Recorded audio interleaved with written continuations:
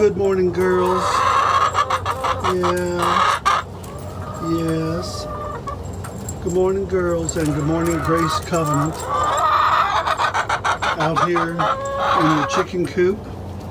Girls are being pretty vocal this morning. They've had their breakfast, and we're just sort of enjoying some time together.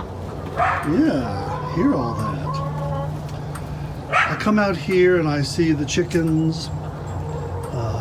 It's colder, and the nights are getting longer and the days are shorter. The leaves have fallen off the trees, and it just reminds me of all the cycles of life. It makes me think about Ecclesiastes, for everything there is a season. And here we are with another season. With these colder nights and shorter days and longer nights, we see changes in the world around us, especially in nature. See all the leaves on the ground? Most of them are gone from the trees, still a few up there. But the trees are preparing for winter. The chickens are preparing for winter. Ellie is getting her undercoat and still chasing sticks, but she's preparing for winter as well. And I wonder what we're doing to be prepared. You know, it's sort of built into these animals. The chickens molt, and most of them have feathered out in preparation for winter with fluffier down feathers underneath.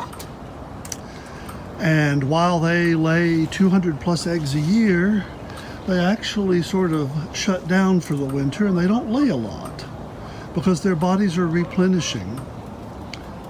And they go to sleep when it gets dark and get up when it gets light, so they're also resting more. The sap has left the trees and the leaves have fallen, or will continue to fall for a few up there.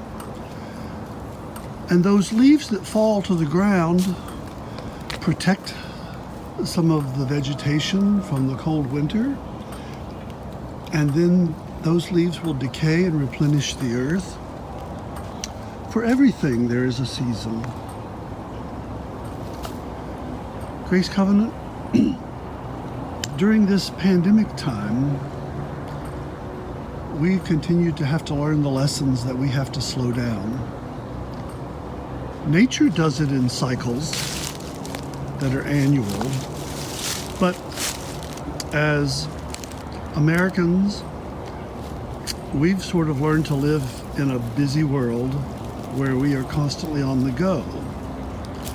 Maybe one of the great things we've learned from this pandemic is that we need to slow down.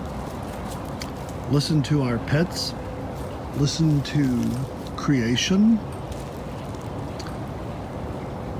Even in farming, farmers rotate crops and often leave ground fallow for a year so that it can replenish. Maybe this pandemic time is that for us. And don't be disheartened. We learn great lessons during this time. One of the things we've learned is that we can and have been the church in much greater ways than we might have thought we could. And as we prepare to move into the holiday season, it's not going to be the same that it's been in the past. Those family gatherings, large family gatherings around table, having extended family and relatives coming to visit for Thanksgiving and Christmas. We know those things aren't safe with the rising COVID numbers.